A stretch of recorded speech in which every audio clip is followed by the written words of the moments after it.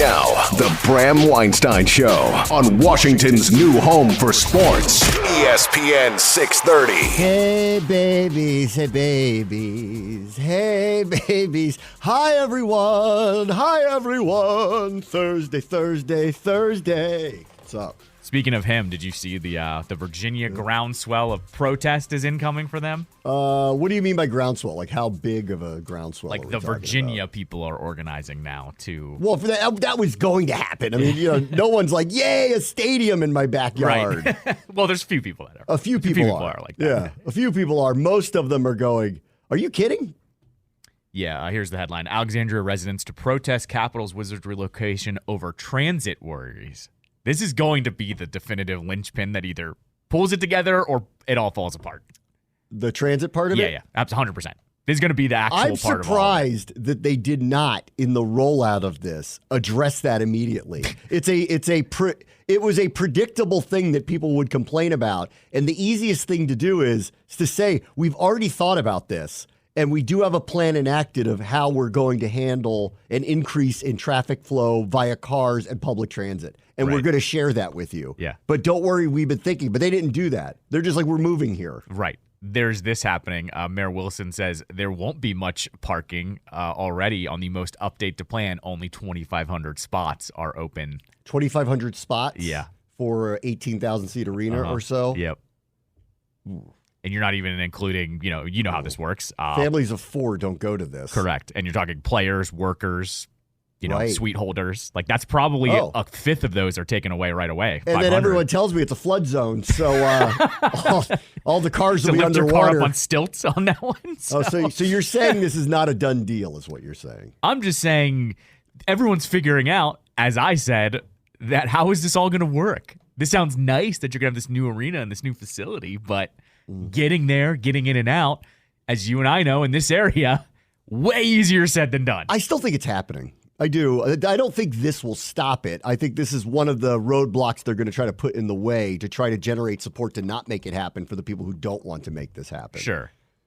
But I still think this is happening.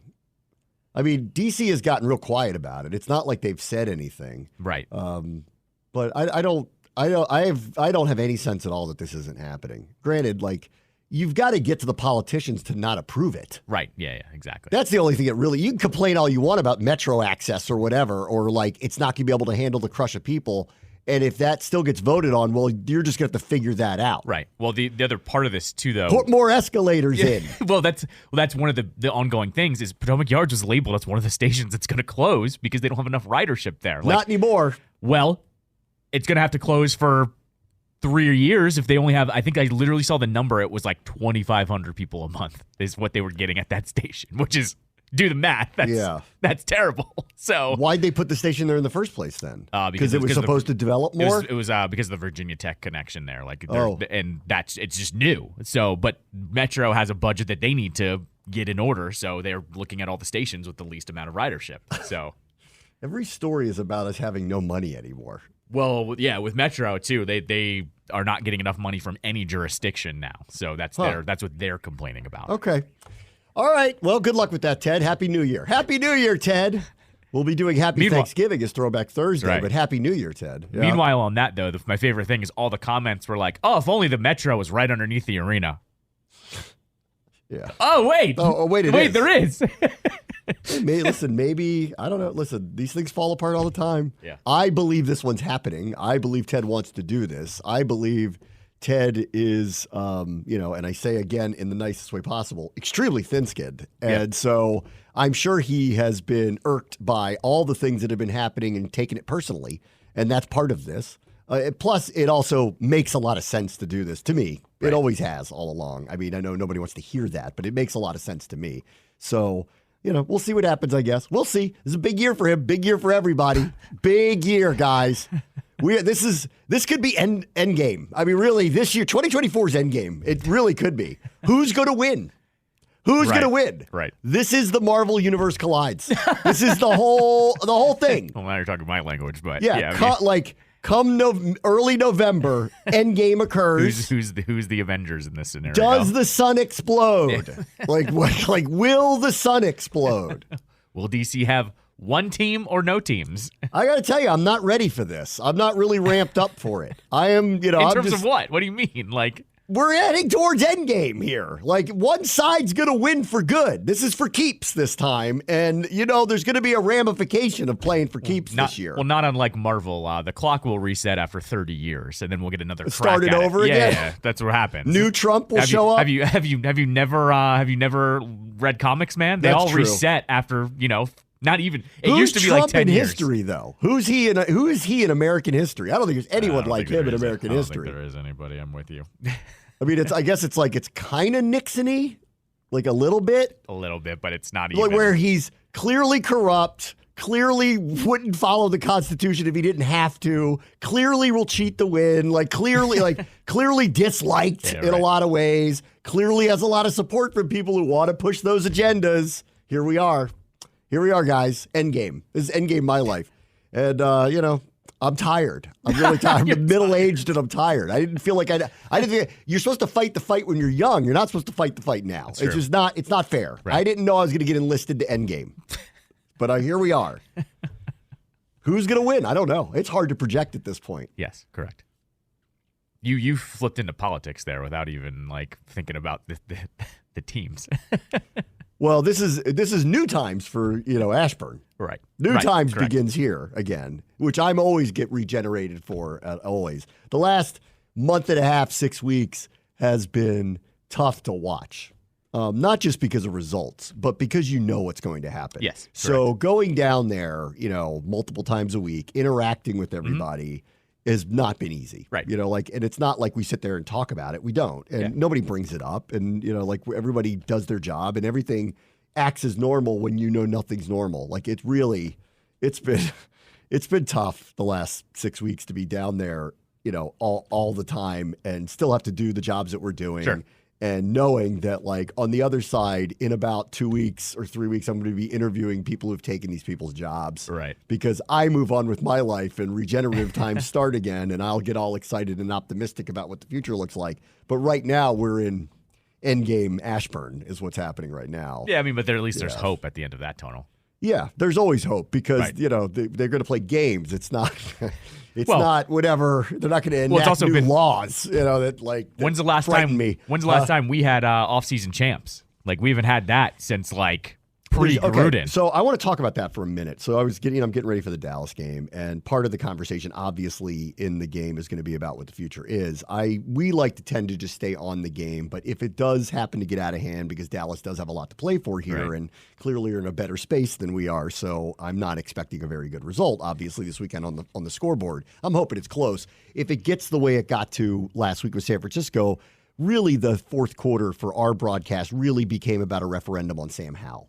That's what the story was. Because once the game got out of hand score-wise and it was pretty clear that Washington wasn't going to win, at that point I think it was time to have our conversation about Sam Howell, what you've seen this year, what you think about him in the future, because that was really the story of the week. He had been benched, but then he got reinstalled because of injury. And we have to talk about him because he is actually one of the, and you're not going to believe this, 26 players that is under contract for next year. We're talking about half the roster here, which is where I'm going to get to next.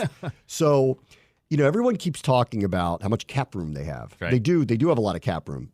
That part of the reason why is because they have so many expiring contracts that they actually only have about half of a roster under contract right now, which is why they have so much money. So when I hear people talk about how much cap room they have, you have to take that into context. They need to fill out a roster. Right. See, this was one of the problematic things of the way this thing was set up from the get-go.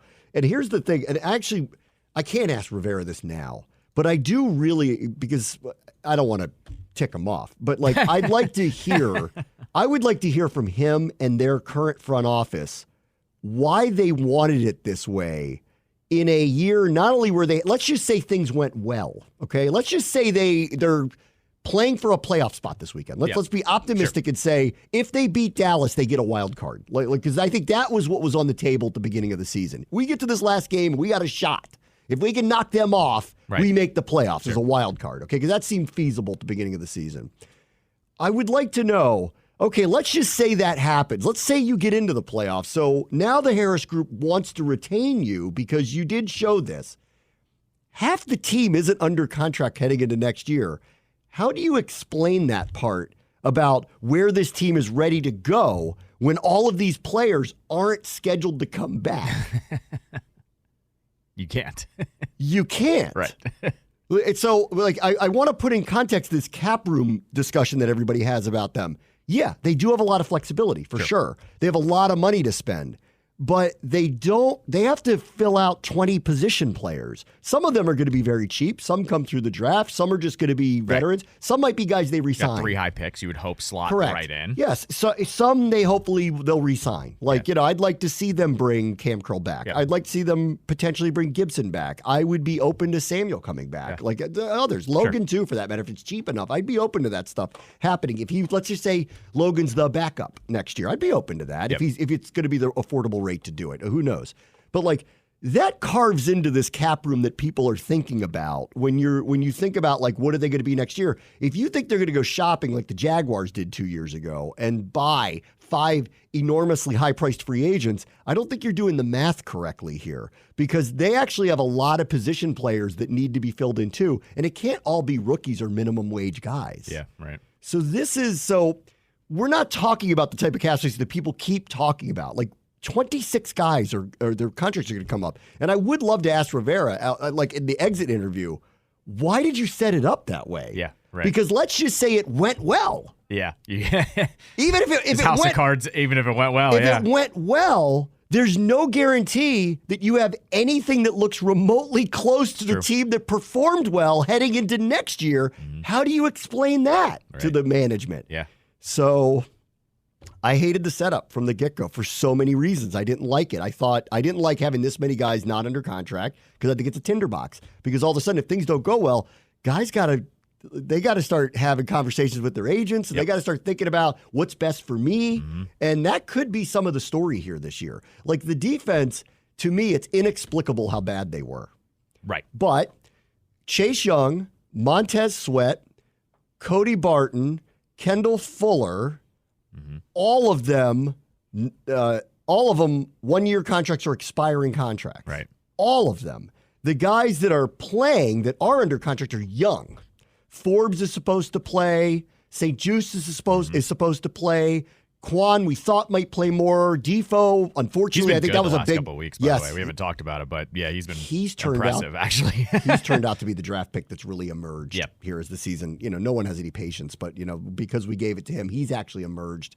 He's promising. Yes, albeit at a position where I feel pretty good about with Curl and Forrest when he's healthy. Sure, I think that was a loss, but still, I agree. Like when they said he was a depth position, they're actually right about that one. That one turned out to be right. Forbes is a whole other story. Correct. Like he got benched. He comes back in. He hasn't really done much. I don't want to say like, oh, he's this or he's that, but like we'll have to see with a new coach because he'll be back on this team next year because he's going to have 26 new teammates. Of course. Yeah. Well, and also, next year. Like he has shown flashes that he's an NFL pro. Yeah. It's not like he's useless. Like it's not like he's been a bust. It's so interesting because like I'm going through this for the game because we're going to have to talk about this at some point. Like what does next year look like? And I looked up like how many guys are free agents. And the number's astounding. I mean, it's half the team. It's a very unusual number. Like this thing's going to get flipped over big time. These are the guys who do not have a contract after this year. Curtis Samuel, Kendall Fuller, Jacoby Brissett, Cody Barton, Cornelius Lucas, Jeremy Reeves, F.A. Obata, Kalik Hudson, Tyler Larson, David Mayo, Antonio Gibson, Joey Sly, Jamison Crowder, Byron Pringle, Alex Arma, Sadiq Charles, Cam Curl, James Smith-Williams, and Casey Tuhill. And there's 7 others that are names that don't play very much. Yeah. Okay. Right. So those I didn't even list because their names. All of those players play. Yep. All of them. Now, like if Eric Bieniemy's not here, well, Byron Pringle's not here. Right. Okay, course, some of these make sense. They don't have a kicker. Yeah, right. As of next year. Could they re-sign Joey Sly very easily? Yes, of course they could. That's very easy to do.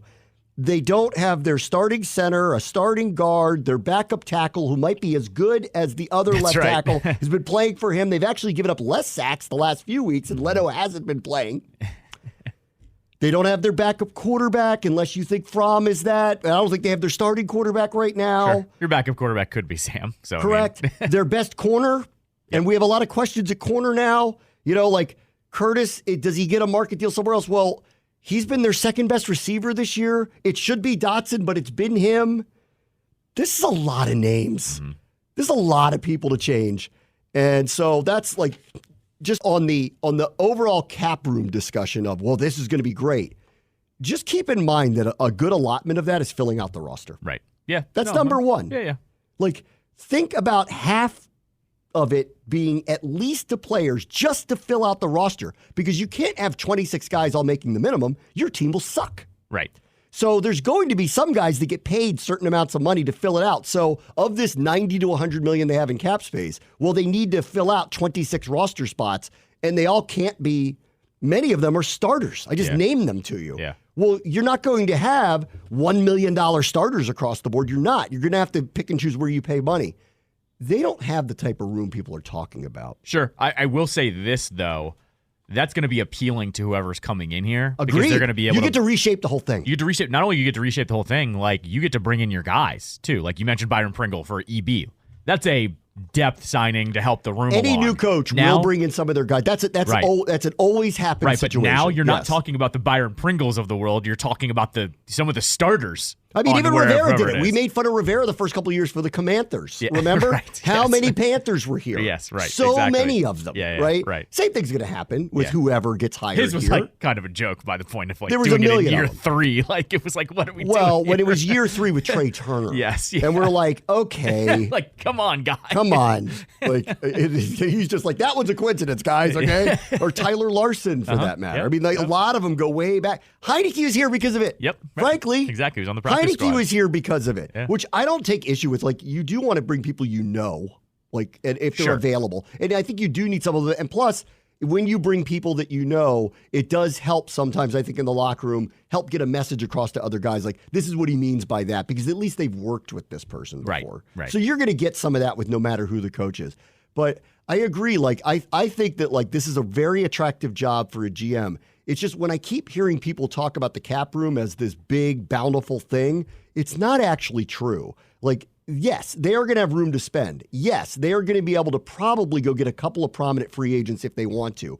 The likelihood in my mind is it's probably on the offensive line, but they suddenly don't have an edge rusher anymore. That's right. So they got to seriously, because that's not going to be the first pick. That to me. So they have to seriously think about, so, okay, who could that be? There's a lot of guys that often, like the Hassan Reddicks of the world, the Jadeveon Clowneys of the world, that pop up that you can pay an average amount of money and get a guy who's pretty serviceable for you for a year or two. But are they going to go? They didn't spend on Sweat. Are they going to go spend on whoever that is, who the Montez Sweat who's actually a free agent and available? I don't know whether they're going to do that. And if you are, well, then there's 20-some million of the cap space that we're talking about here. I always believed that was going to be the biggest signing coming into the offseason, was because you have to sign one of those, because look at the edge rushers they have right now. Like Tuhill and Smith Williams and the guys filling in. They're guys that should fill in, not be your everyday starter. I think Tuhill and Smith Williams have been outstanding backups. Yeah. Outstanding backups. I say the same thing about Cody Barton. I think as a middle linebacker, if he's my backup middle linebacker, outstanding. Like, if he was out there as opposed to Mayo being out there as often, I'd be like, that's a really good backup that you have. He's not their starter, though. Same thing with Smith Williams and Tuhill. I think they're both, at times, can make plays. I think Smith Williams is actually a very, very good, reliable player, but he's not going to get you 10 to 12 sacks. He's never going to flip a game. They need to get a high-level Montez Sweat, Chase Young-like talent again. And guess what? That costs a lot of money. So, and if they need to go get a tackle, well, guess what? If they're going to pick a quarterback, that's going to end up costing them a lot of money now, unless they pin their hopes on whoever the high second-round pick is on offensive line, which in that case, often that means you're getting the best guard off the board, not necessarily the best tackle. So I think this is a really good opportunity for somebody to come in here. They get to reshape the team overnight. They're not stuck with a lot of contracts. And frankly, they can move some others. Like, there's going to be a lot of heat on John Allen being traded. Because if you go look at his contract, the way it's set up now, the reality is they should either renegotiate with him now, or they should consider moving on. And that probably will be up to him about what he really wants to do. But if they remove him, well, now, did you think Phil Mathis was an adequate replacement for him? Do you think Ridgeway's an adequate replacement for him? So now we don't have an edge rusher, and now it's just Payne by himself. He's probably going to look around and be like, what in the world just happened here? Right. They should pull a Brian McClellan with him. They should go, do you want to restructure? No. Okay, where do you want to go? That should probably be. I have a what the feeling approach that's is. what's going to happen with him. Yeah. And, and until, and to be fair to him, until they tell him who the coach is, who the GM is, I wouldn't expect to hear an answer from him about that. Right. So I want to be fair to him about that. I went through and looked at McLaurin's contract. I don't think that's very tradable. They'd have to eat a lot of dead cap money to do it. And secondarily, and I'll publicly say this, I do not want them to trade that guy. Exactly. I would like to find a way to make him a career Washington Commander. I think he's one of those people that kind of deserves that, should be that. Again, it's up to him. Where does he want his career to go? It doesn't make sense for them to trade him this offseason. It would make sense for them to think about it after next season, because similarly like Allen's contract, it hits a point where the dead cap money is very marginal, and then you can make a choice about what you want to do. I think Terry's here next year, whether he wants to or not. Hopefully he wants to. Allen, I think, will be a 50-50 and probably will. I agree. I would approach him and say, do you want to be here? If you do, we want to negotiate your contract and extend you a little bit to lower your cap number. If you don't want to be here, let us know, and we'll move you, because that's how I'd feel about where we are right now.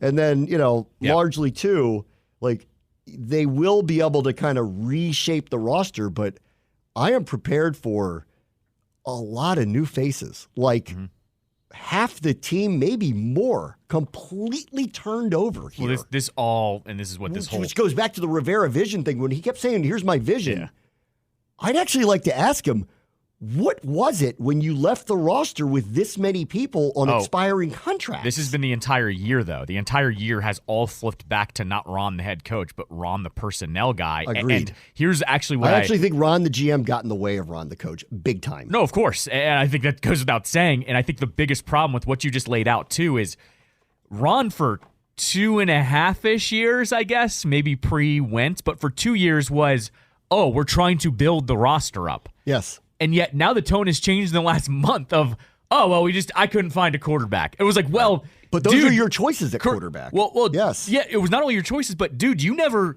traded up because you said it would, quote, cost too much. Like, you can't make that decision and then have it the other way near the end of your tenure. And what I'm getting at here is the team you, quote unquote, built up isn't good enough to the fact of half of them are free agents and a bunch of them aren't worth re-signing. Here's the thing I know about Dan Snyder, not this past year or this past offseason. This offseason, Rivera gets a pass on making moves because there was no way to do it with the sale in play. Correct. So to be fair to him. They did extend Payne, though. But I mean, they did with a few of the select things they did. But what I'm talking about is the aggressive stuff that we grew accustomed to with Snyder in the past, that if people went to him and said, go be aggressive, and you know what? He showed that he still had that same itch to do it. When they said they can get Carson Wentz, he told them to go do it immediately and didn't even question it for a second.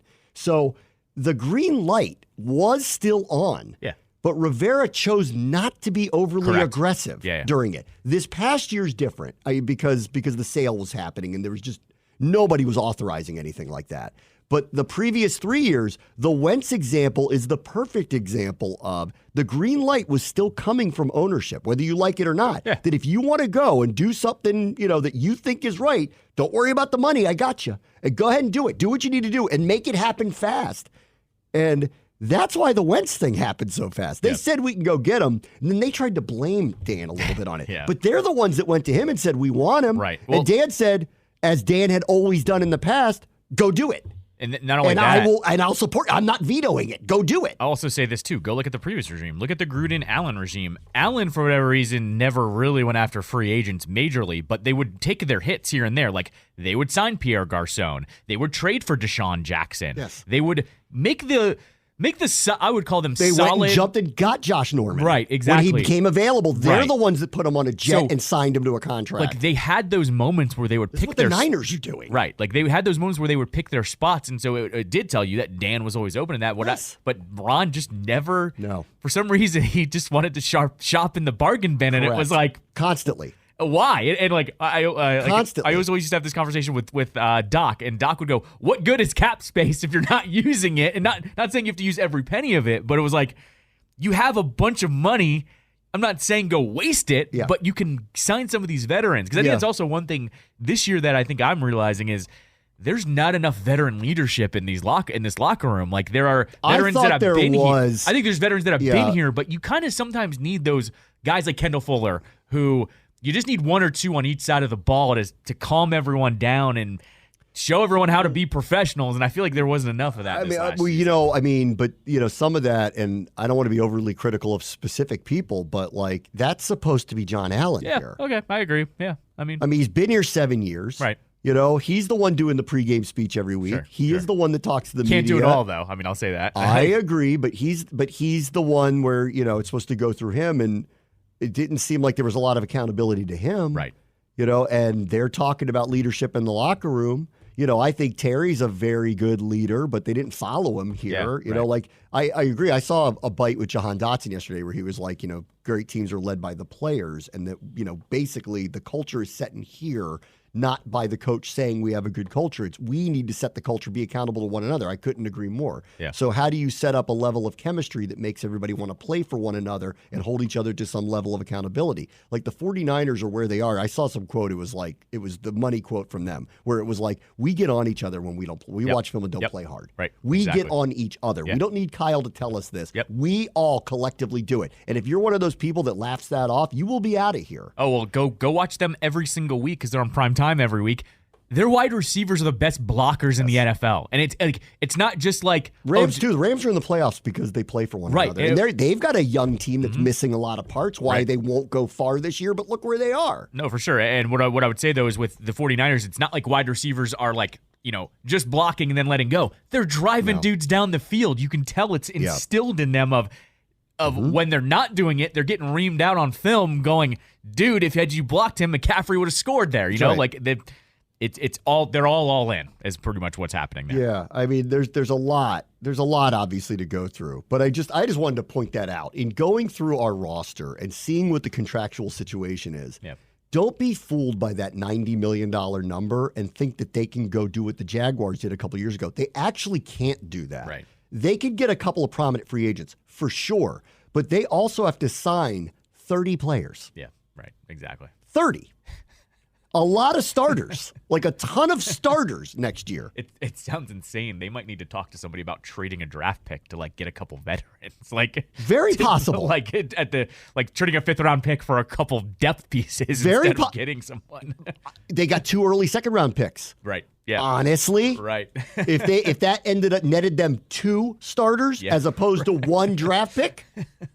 I don't know. All right, let me take a quick break. Bram Bush's show, ESPN 630 Sports Capital. Here's the weekend from 2020, which is Throwback Thursday this week, just 4 years ago, because it was this week, a couple days ago, the anniversary of Happy Thanksgiving, everybody. Ron Rivera is the new head coach, president of football operations with the then Washington Redskins. They would soon become, God, a lot has happened in 4 years. They would soon become the Washington football team. In fact, when he was hired, I don't think anyone knew that was coming. No, because it was the pandemic and then social justice stuff happened. And wait a minute.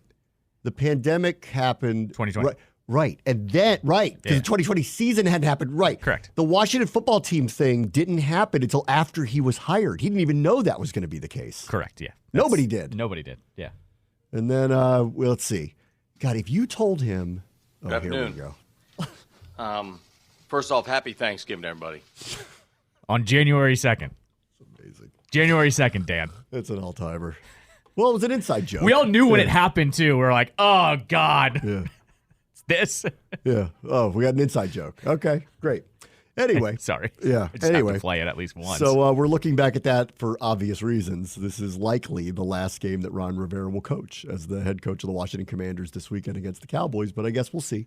Eric Bieniemy did speak. I will talk about his press conference next hour a little bit because he was asked about his future and he was asked about the experience here because it might be the last time we hear from him too. Right. Will he get interviewed for the head coaching position here? I don't know. And then I've always gone back to all along, what was the setup there and what was he told? Because he took this job and they gave him a lot of leeway. And was it because the idea was to elevate him at some point to the head coach? I don't know. And I'm not going to ask the question personally. Yeah.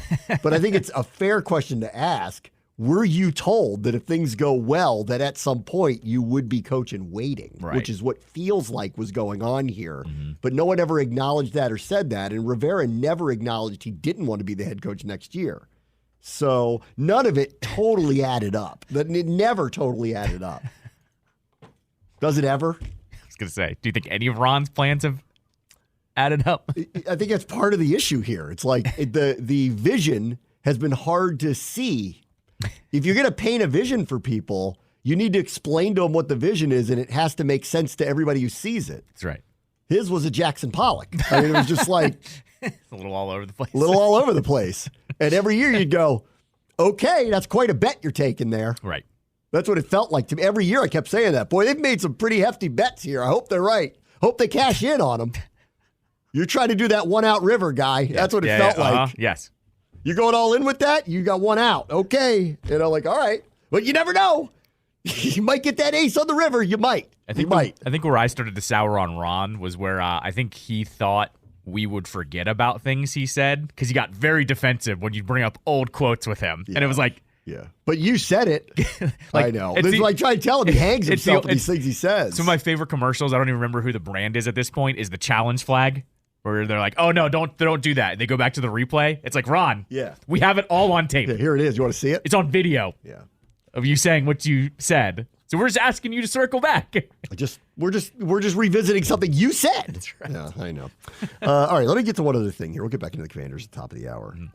Klay Thompson revealed, he was pretty revealing the other day with the media about where he is in his stage of his career, and that he had a very long conversation with Steve Kerr about it. And Steve Kerr kind of repositioned where he kind of needs to be in his career to be the best teammate he can, because he's not himself anymore, and he can't be that any longer. You want the clip? I've got it if you want it. This was Klay Thompson the other day. Well, Steve and I had actually a great conversation yesterday, and that helped me relax a lot. Sometimes I forget just how successful and how lucky I've been to be a part of championship teams and all-star games and gold medals. When you want to get back to that level so badly, you can kind of get in your own way. And rather than forcing it, we had a conversation about just enjoying this last chapter of my career and how lucky I truly am to still be playing this game, and doing it at a high level, and being a better mentor for these young guys, leading by example, and having my energy right every game. And he helped me realize I do have negative energy, how that affects a team in a poor manner. So we had a great conversation. That just helped me change my whole mindset and forget about shooting splits or points per game or all-star games, just to enjoy being in this Warriors uniform and appreciate what we built, because it's such a rare opportunity for any professional athlete to be a part of so much success, and to try and pass that torch to the younger guys and keep this thing going. Okay, so that's amazing. I mean, he's a Hall of Fame player. Yep. Who is, he's struggling with the idea of he's never going to be himself again. Yep. This team is probably not going to win another championship, not as it's constituted. One of the players got sent away for anger management. Steph Curry's old now. Steph Curry keeps lighting it up. He's old now. He's had so many injuries, and his age has caught up to him, that they may be competitive, but they can't win anymore. He knows this. Right. And the time is now to smell the roses a little bit. Not only that, they they effed around and won a championship 2 years ago. They did. Like that was one of the. We're gonna look back at that one and be like, how the hell did they do that? Correct. Well, that's a little. That's their version of we're not going to be the suck this year. Yeah. Because remember the Capitals, and it wasn't quite this. Like where these guys are just. They're old now. Yeah, and in Klay's case, he's had too many injuries to ever really be major injuries to be good again, right? So. But he's got this contract. He's untradeable. They don't want to send him anywhere. They want to retire his number. They're letting him. He's just explaining to him, you got to enjoy the process now. Enjoy where you are at your stage of your career. Why? Don't be sullen all the time. And I thought that's incredible advice that Kerr gave him. And I thought it was nice that he shared that with everybody, that that's the case. You're kind of seeing this with the Capitals a little bit now, right? Like, do you feel like, are you seeing the same bad vibe energy? Like these guys don't quite understand that this is where some of them are in their career. Not all of them, but I probably wouldn't go the same level as the negativity part, but I think some of these guys need to be reminded of how good they have been and need to embrace it, that everyone gets old, Father Time is undefeated. Ovechkin's not scoring. It means everyone else has to pick up the slack a little bit. And I don't know, Spencer Carberry's going to be the guy to put some of these guys in the quote-unquote bottom six. They kind of already are, some of them. We're just not calling it the third and fourth line in some cases. But we're going to have to get to a point here where this is a special line. I mean, we're getting to that point, they just don't play as much as the others. Where you can't move guys like Oshie. You're not going to move Kuznetsov until next offseason, probably. You're not going to move, you can't move Backstrom because he's going to retire, hopefully. But, I wish we had a little bit more of the, just embrace of what you are right now. This is end of Oshie's contract, right? Yeah, 2 years. He's got this year, and then next year. Yeah. They all pretty much are lining up to end next season. So, so this is where I kind of hope. Let's see what happens here. We haven't talked. We haven't officially jumped into the Caps from last night, but what I'm getting at the vibe is just like last year. Started off shaky, put together a nice 6-week stretch where I said they look like contenders the way they were playing. And now we've kind of fallen back to earth, and it looks like it's going to be just like last year where they're going to claw and scratch, but they're not going to have enough juice to get them to the end of the finish line. You know what? They might sneak into the playoffs, something like that. Go look at the standings and who's around them in the standings. Right. It's not kind right now. And right. so but they might. But I don't put that past them. I think they're good enough to do that. But and this is why I was at the beginning of the year, I said I like them better than I did a year ago because they put some younger legs out there. And if the old guys can, drum up some of the old energy every so often, and Ovechkin has a big night here or there and this type of stuff, they might win enough to sneak into the playoffs. I feel better about them this year. I would just say, take some of what Klay said there and, start embracing that. You guys have played together for so long. Ovechkin's going to hit 20 years in the organization next year. Carlson's going to be in the organization for, God, he's going to hit 18, 19, something like that. You guys are going on almost 2 decades together, some of you guys. Start just kind of, not freeballing it, but just start having a little bit more fun out there because you guys are eventually going to have to hang it all up in the next generation, like the McMichaels and the LaPierres and, the younger guys are going to have to be the one. It is important for the people like Oshie and Ovechkin and Backstrom to be helping the McMichaels and Protuses of the world. Yes, correct, exactly. To be the next generation. I'm not saying they're not doing that. Yeah, let me reiterate that too. I've never heard about a bad culture in that locker room in 15 years. They have settled that out. It is. People love playing for the Capitals. I think that's probably the most underrated thing that is talked about that team is guys want to come and play here.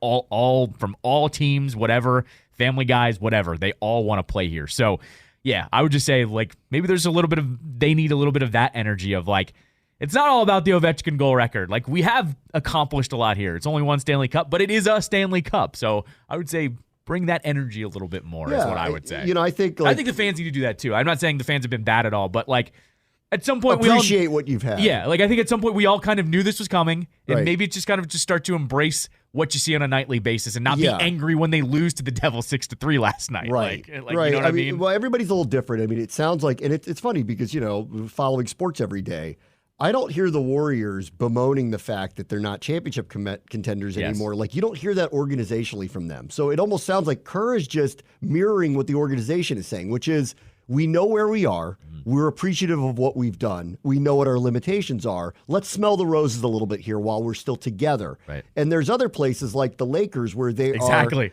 It's miserable. It's a time bomb. Always.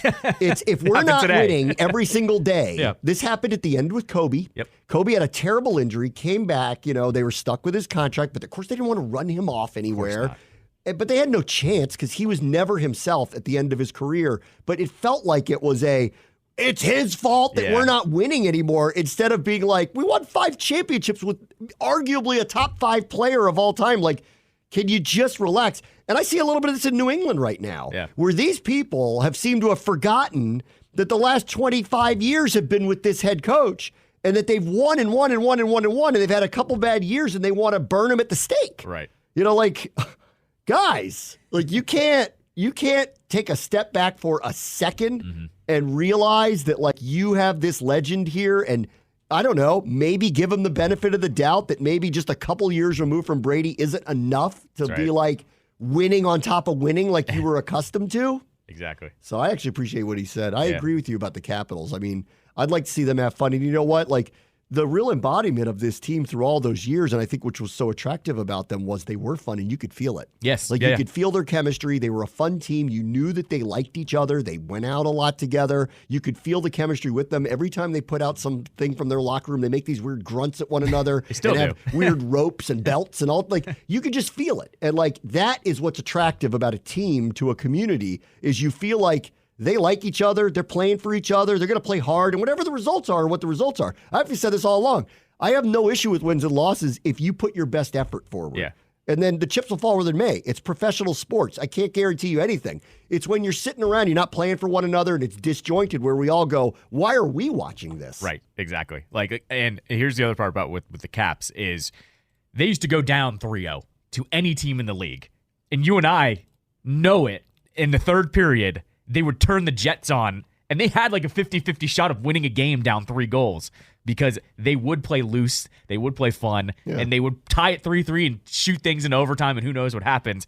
It's totally different now, though, because if they go down to 3-0 to anybody, they're toast. Like, they just don't. Yeah, they don't. Can't. They can't play that way anymore. So I wish it would be like, lock it in a little bit and have your fun too. And I don't know. That balance is what Carberry basically has to do, and I think he's doing a pretty good job of trying to do it. He's had to thread a needle for sure. Correct. And he knew that. We knew that going in with this job. And I actually think to this point he's done a very good job with it. All right, we'll take a quick break. Very much the show, ESPN 630 at Sports Capital.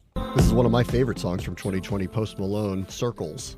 We're doing 2020 for Throwback Thursday for very obvious reasons. It was this week in 2020 that Ron Rivera was hired officially as the new head coach and president of football operations of the then Washington Redskins. That's how much has changed it's 4 years ago. They were the Washington Redskins when he was hired. He would not go into a season as the Washington Redskins. The name was changed before they got to the season, and they became the Washington football team for his first couple years as the head coach. And for obvious reasons, this weekend could likely be his last game as at least the head coach and probably the president of football operations, if not both. I don't want to say for certain anything because I don't really know anything, but I'm just reading the tea leaves here. It's hard to believe that there's any real, change in that mindset from the new ownership group. So this is the end this weekend against Dallas. The way my brain works is I like to use sports to, tell what year it is. And I could only imagine if you were a high school freshman, 19 to 20. Yeah. And you were a massive sports fan like you and I were in high school, where you're going, all right, my freshman year, they were the Redskins when that year started. Then they were the football team. I also didn't go to high school because of a pandemic. Yeah, that's right. Yeah, of course. You didn't have a normal high school life. All my friends were on Zoom. Yeah, right. And then 2 years later, everything was quote unquote back to normal, and my football team was now the Commanders. They're the Commanders, and everybody at school. Different. Everybody at school was weird now. Yeah, I could only imagine. My dad never went back to work. That's right.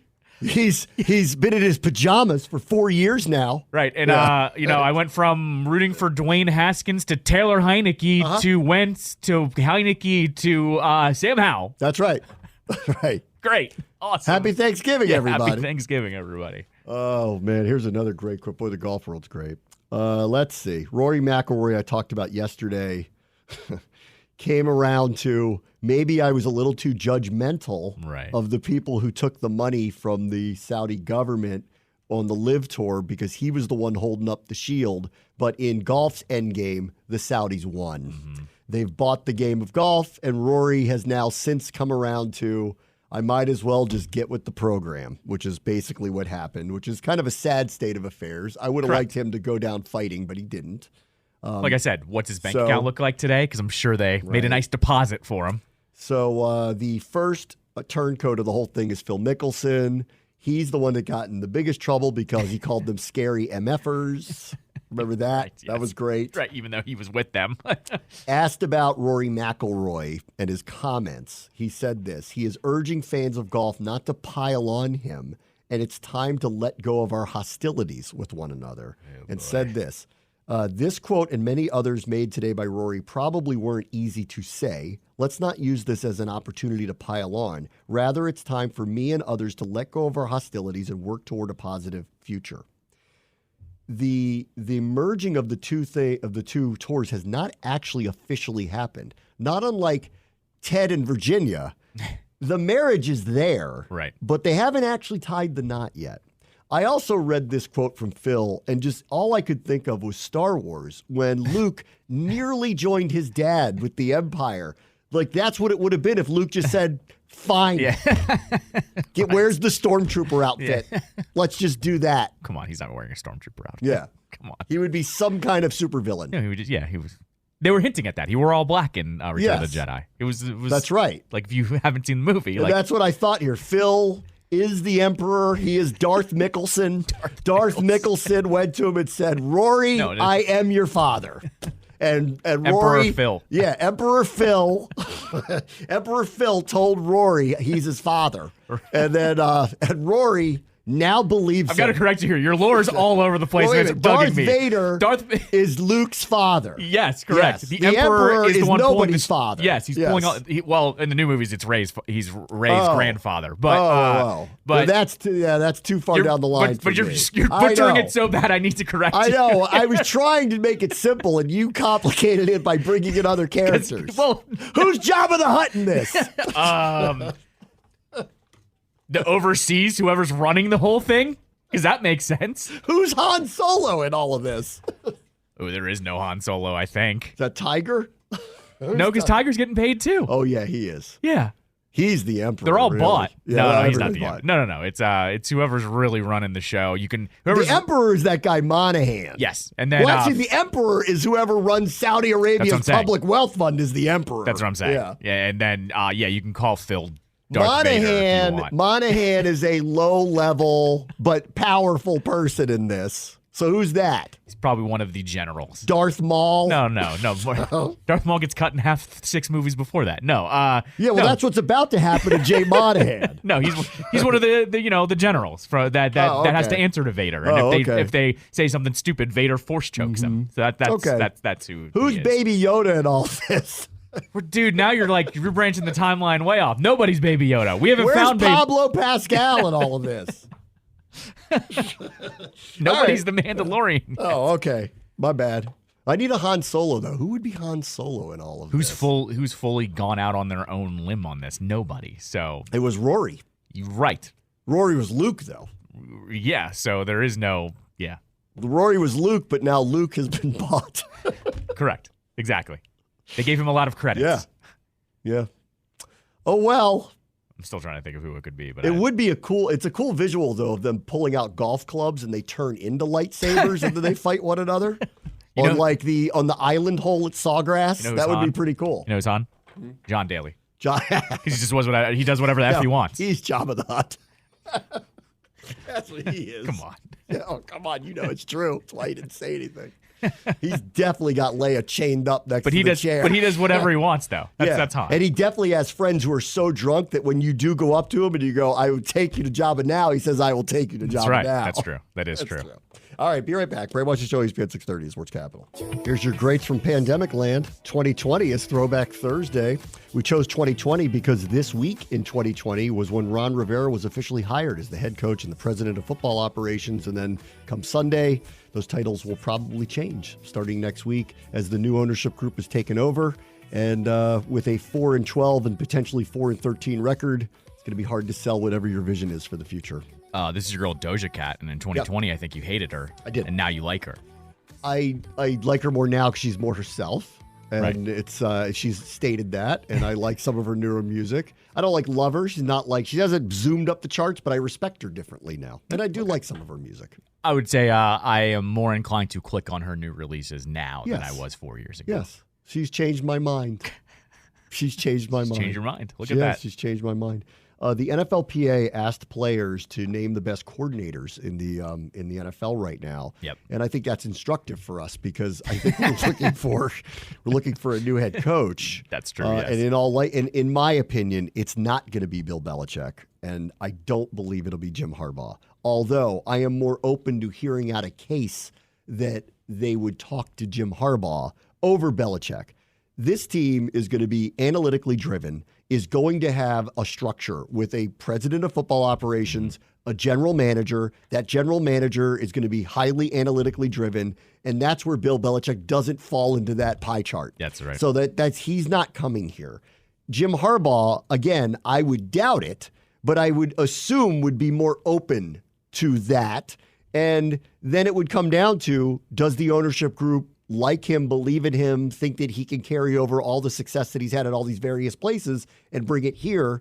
And then I said this yesterday, and I know you kind of dismissed it, but it does get him regionally close to his brother, and he is very close to his brother. So I don't know that it wouldn't be totally out of his mindset to be like that's a plus. Yeah, I don't know. I think location's overrated now, especially when you have that much money too. I agree, but they could be neighbors. That's the way. I mean, it is. It's true. They could be. They could be neighbors. Right. If they wanted to be. Yeah. Anyway, I don't think it's going to be him either. So that's why I think it's worth talking about this for us, because in all likelihood, this is the route that Washington's going to go. And so here what the NFLPA came up with, this is the survey that they did, who are the best top 5 offensive coordinators. And considering Washington, if they do end up with the second overall pick, is probably picking a quarterback. That's right. It would lead you to believe that that's probably the direction they will go, is to bring in an offensive-minded head coach. The number one choice was Frank Smith, Miami Dolphins.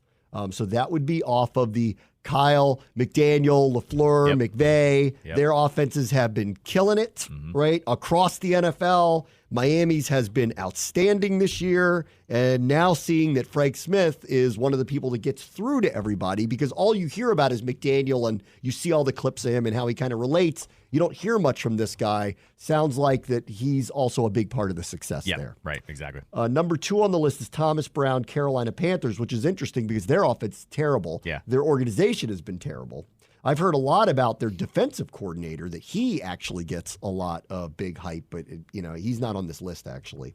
Third is Brian Schottenheimer, Dallas Cowboys. Yep. Now, not unlike EB in Kansas City, McCarthy calls the plays. That's right. Yep.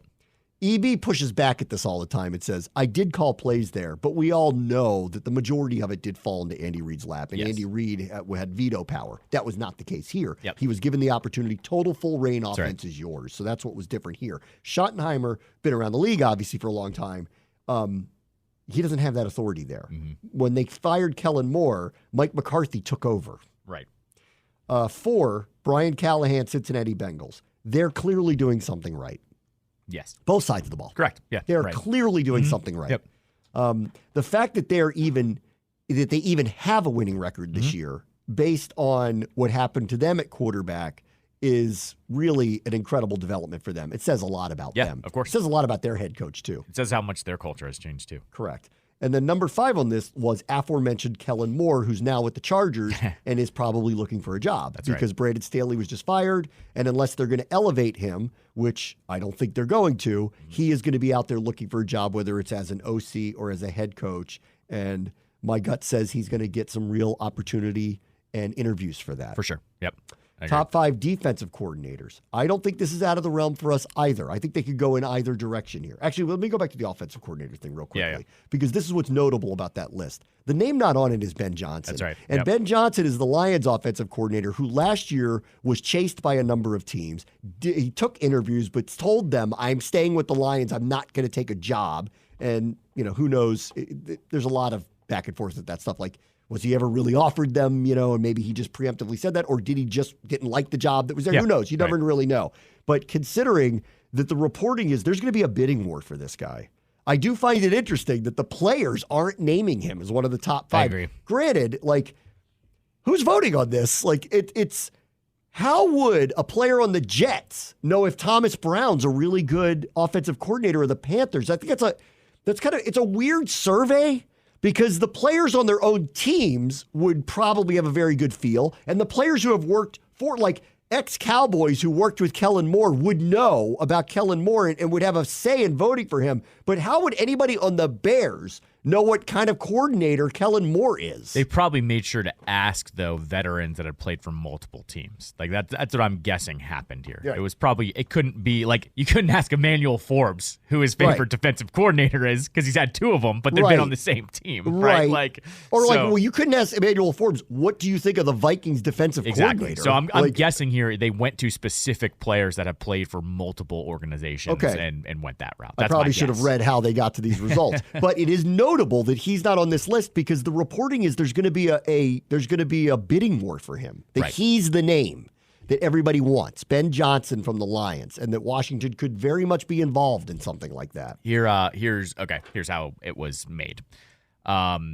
The survey was with 1,700 players, or 1,700 players responded to the survey, and it was specific about who had asked. Offensive players were asked to rate their offensive coordinators. Defensive players were asked to rate their defensive coordinators on a scale of 1 to 10.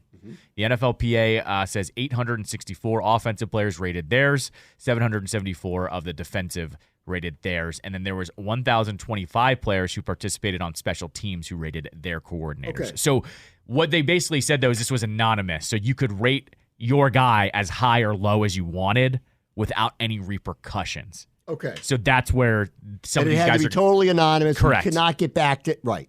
Exactly. So this is why maybe some of these guys just rated higher than Ben Johnson, because maybe these guys are more beloved. Like, they don't tell you what the average rating was. Maybe the average rating for all those offensive guys was like 9.5 and up, and Ben Johnson still was like a 9, something like that. So that's how they got it. Top 5 defensive coordinators, according to this survey. Aaron Glenn, who's with the Lions, was number 1. Interesting, he doesn't get the same pub That's that right. Ben Johnson gets, Right. but they've been very good on that side of the ball too, albeit with what I think is an incomplete roster, but I will give them credit. They have spent a lot of draft capital in the last couple of years to build that up. Yeah. Aiden Hutchinson, obviously, pass the top rush 5 is pick. crazy, yeah. Pass rush is crazy now. Aiden Hutchinson, this Brian Branch guy, who Yep. I know the Commanders really liked and ended up taking Quan Martin and not him, or he may have gone before they got to Quan Martin. I think he was gone before they got to Quan Martin, but I know they were looking at him potentially in the first round, that he was drafted by them. They got lucky on this linebacker, turned out to be pretty good. They spent other draft capital on another linebacker, so they've gotten better on that side of the ball, but Aaron Glenn's getting pub here. Steve Wilkes, who everybody loves, is the 49ers defensive coordinator.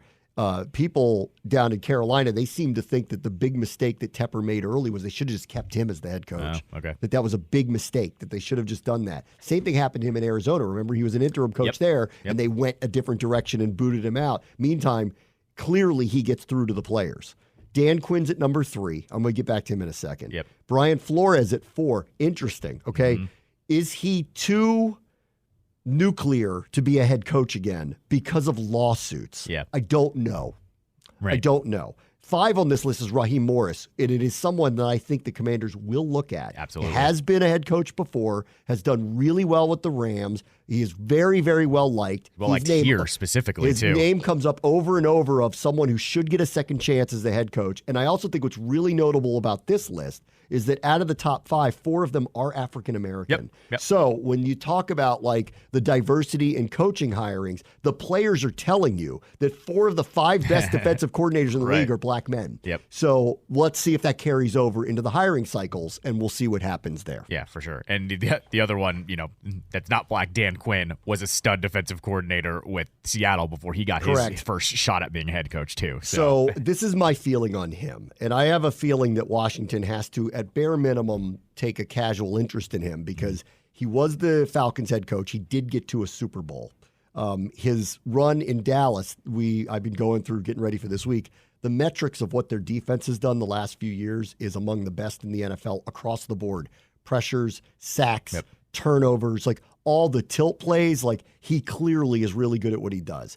Everyone knows for a fact that if McCarthy fails at all, Jerry is going to elevate him. Right. He's sitting there waiting in line to be elevated to be the head coach, which leads you to believe you should look at him in this capacity. He also, I want to say last year, wasn't he one of the ones that didn't take interviews? I want to say he did not. Yeah, so he was like, I'm fine here. They gave him an upgraded contract, title, and money to stay. Exactly. And I think it was on partially the hedge of if McCarthy doesn't do well here, we could make a change mid-season. That's right, yeah.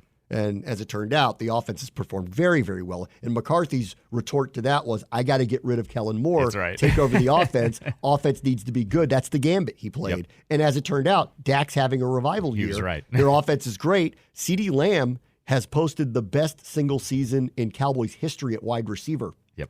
Single season ever. Ever. Okay, on Dan Quinn. This is just my gut.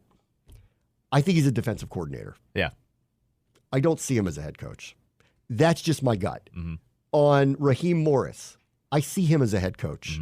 I obviously he's a DC. On Steve Wilkes, right guy, wrong time. Yeah. This is someone that, like, had they not hired Rivera but hired him 4 years ago, I would have been like, yep, that makes a lot of sense. Right. I don't think right here and right now, I think they need a younger, energetic, not old schooly, old salt type person.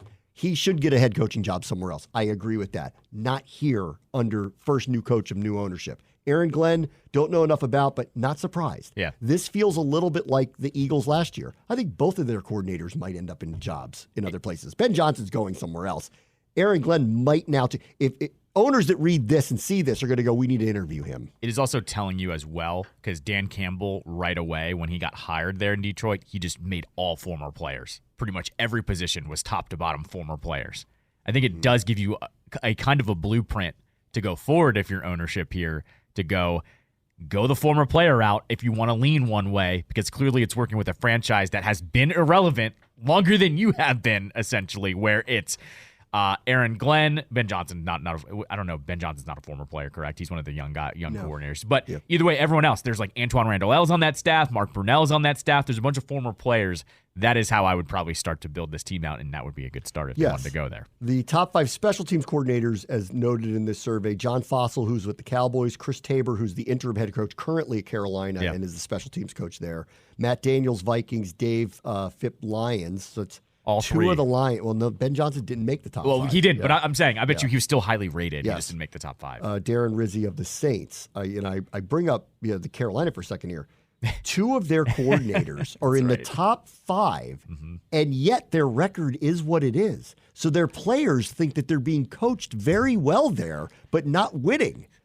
Make sense of that one. Sounds like some damn good culture. What is up? That's really, really something. Yeah. It's funny. We may look back. This is history repeating all over itself. Yeah. Like, these guys their players respect them and say they're doing a really great job here. We just can't win here. We're not going to be able to do it. And in 5 years, drinks on people. in 5 years, when we have some Carolina tree of coaches that are successful in the NFL, we're going to look back at the LaFleur, Shanahan, McVay thing that they throw in our face every single year, going, all of those guys were here. None of them are there now, and all of them are going to Super Bowls every year. The difference, though, is McDaniel, McVay, and LaFleur were like 23 years old, though. They were kids still. That's still always the defense of that coaching staff. Which direction are they going? I don't know. I have a feeling we're going to talk to this Ben Johnson guy. I have a feeling we're going to talk to the Ravens defensive coordinator. I do want to talk to Raheem Morris and see what's going on there. I agree on that one. I think there's a couple others on this list and a couple others that come to mind that I think they do need to take a look at and seriously consider here. I'll get into EB in a minute. I don't think it's going to be Belichick. And speaking of the Panthers, I do wonder if that owner, because his reputation is starting to overwhelm the organization. And I've already seen people write things like, no respectable person's going to go work for that guy, to which I will say, for 20 plus years, Dan Snyder hired Hall of Fame level coaches. That's right. So don't get that twisted. You might have to deal with Jim Zorn in between them. Correct. Get one. Every time I hear somebody say, oh, they'll never work for him. Ron Rivera, Joe Gibbs, Mike Shanahan, Steve Spurrier, Marty Schottenheimer all took his money and took his job. That's right. Okay? And Marty should be in the Hall of Fame. Shanahan should be in the Hall of Fame. Joe's in the Hall of Fame. And Ron Rivera coached in a Super Bowl. So I don't know, guys. It seems to me like respectable people will take his money and take his job. And so I'm going to guess, because he's one of 32, somebody's also going to take that job. Also, don't forget, Jay was like the hot and up-and-coming offensive coordinator when they hired him, too. It went that way as well. With a very famous last name that went along with it. For sure. So I do wonder, because if history is repeating, here's these coaches that these players like. They're not going to be there next year because this guy's throwing drinks on everybody. And everybody is now, it's pretty obvious, especially for us that have seen this and lived it. We know what's going on there. I feel bad for their fans. It's haywire. Yeah, it's like watching a car wreck. You feel bad for the fans and people involved, but you're kind of like, oh, we used to be there, and it's nice to not be that fan base. My point is this. Are they the ones that are going to go get Belichick? Because if he hires him, what are you going to say about it? Yeah, right. If you're a fan of that team, how do you complain about him hiring the all-time winningest coach? How do you complain about that? Not unlike what Dan did with Joe Gibbs, where he had heard it so much. Dysfunction, fire a million coaches, can't get anything right. Fine. I'm going to go get him back here. Now what are you going to say about me? The difference, though, is I think every fan base and everyone that follows football knows when you get Belichick, you don't get Belichick the head coach. You also get Belichick the personnel guy, which is Which Scary. in today's day and age, everyone knows the decisions Look at that are what made. they're doing right now. Right. Look, we said the same thing about Dan. We were like, we know what you are personally involved in Yes. this. You guys trade away your draft picks like it's nothing. You won't re-sign your own guys. You value other people's free agents. The team's always dysfunctional and a mess. You keep firing everybody all the time. Yep. That's exactly what's happening in Carolina right now. So what is this guy going to do to course correct? He's going to go hire somebody where he goes, I guess I do need to take a step back and I just let this guy run it for better or worse. Right. And what are you going to say to me? He's the all-time winningest coach. What are you going to say about it? Yeah, right. And then in 3 years, when Belichick's going, I don't want to talk about it, he's going to get fired. Correct. Within 3 years. Right. Guarantee it. Now, it does go to a larger conversation of this. I actually don't feel like there's a brisk market for him. For Belichick, yeah. That's what I'm saying. Because in the I modern don't NFL, really think there is. in the modern NFL, here's the thing. You can do this for specific people, but we have seen the most successful teams now have a legitimate GM, a legitimate head coach. They are separated, and they kind of breed that competition within the building or that back and forth dynamic. Like I always point to, when Shanahan and Lynch got hired together, that was the best decision they ever made because they were not in lockstep with each other and everything they both believed in, but they both would clash in the best way, that they would get the guys they wanted because they both had the vision moving forward. That is like, I think, what everyone's talking about. When it is one voice making all the decisions, we're seeing it's not that successful. No. At least not anymore. At least not No. anymore. So I like think about it. I don't think he's coming here. I'm pretty convinced of it. Yeah. In fact, it's one of the few things that I can say on pretty good authority it's not going to be here. right. Okay. So that's not this. Is it Carolina? Maybe. On the premise of, does he have to do something to get his reputation back and get his fans back on his side? Well, there's one way to go about doing it. Like, some people will complain about it, but largely you're going to be like, are we really complaining about Bill Belichick being our head coach? I don't know how in the world you could. If you're a Panthers fan, you have to at least give that, you got to give that the benefit of the doubt. Right, You right. have to give that. Who else needs a coach now? The Raiders? Would they do it? I don't know. I don't think you can ever rule them out. I don't rule them out. Would the Chargers do it? Well, they typically don't spend that way. They typically don't. Right. But secondarily, if they are in line to get Jim Harbaugh, well, the price is the same, actually. Yeah, right. So, like, do you make a choice there? And they're the one that is wide open right now that I look at and I go, they're the one that needs an older coach that's ready to win because they have the quarterback in a roster that should be better than it is. They're not a rebuild. Yes, they got fixes to make and everything like anybody else, but they're kind of ready to win. Right. And they just need the right voice in there to fix everything. So they scream to me the Harbaugh Belichick role. The young coordinator going to one of those places actually I think would be risky for them. That's why I think they would do it. Who else would it be? Because no one else's job is open. That's right. Yep. I've long thought that somebody's going to be under the radar because he's available and they're going to do it. I just can't figure out who that is at this point. Well, you're going to see next week, as soon as all of the teams that are eliminated, those are going to be the first guys to go. So you can't have any of the Lions people, right? You can't have any of the, I of course pulled the list up. You can't have any of the Cowboys people. You do have what the Ravens are going to buy. So because they're on a buy, you can interview the Ravens. But you'll defensive never have that coordinator. decision. In fact, I would like to see the Commanders do that. Right. Such a long drive. The Cowboys should have a bye too, right? The Cowboys will not have a bye. The 49ers. 49ers, that's right. Yeah. So the Cowboys, you can't. So you can talk to the 49ers people. Yeah, you can talk to the 49ers people, and that's about it. That's about it. Yeah. That's about it. Yeah. So I don't really think there's going to be a brisk market for him. Yeah. But I do think somebody will step up and take him because and it's probably going to be a surprise. I agree with like on that front, somebody's laying low and they're going to surprisingly fire their coach and replace him with Bill Belichick. Right. I could totally see that happening. I also do think it's going to be in two different markets for Belichick. Like, will Belichick concede the GM power to go to a specific place? I asked that question 2 months ago. Like, I think that's a distinct possibility. Like, if he goes somewhere that has a good, personnel side already in place, and they just say, we'll give you whatever the asking price is, but we want this side of the building to be separate from you, I could see it happening. It'd have to be the right place, though. It has to be the right place. You want to hear the one I think should do it, but I don't think can do it because I think a trade has to occur? I think he should go to the Jets. That's not going to happen. I think they should surprisingly fire Saleh and bring in Belichick. I mean, it'd be amazing, but they're not going to. I don't think Belichick would do it either. I don't know. He gets Aaron Rodgers. He gets to break the record. Doesn't he hate the Jets because of the whole? Didn't they fire him 5 seconds into his tenure? No, he quit. Oh, he quit. That's right. Yeah, that's right. He spurned them. Yeah, that's right. He changed his mind. Yeah. I don't know. I could see like dark horse. That's the dark horse type of thing under the radar where they're like, yeah, those guys are coming back. Oh, sure they are. The dark horse is like someone like Atlanta. Like Atlanta, like has some players. Will get you a quarterback. Maybe. But they could be the team that goes. Art could be out of a job. So right. That's one. I think, but that's like one where like they say, hey, we have a really good scouting department. Would you be willing to come here and not make all of the personnel decisions or have the end all be all decision? Is that okay? Like, I think that could be a team that would do something Would like the that. social media department ask him to do the dirty bird? Would he get the 28-3 jokes they make every single week? Oh. Ooh, he could restore the reputation of the Falcons by winning a Super Bowl, the one that he stole from them. Exactly. Oh, he is the emperor. He pulls that one off.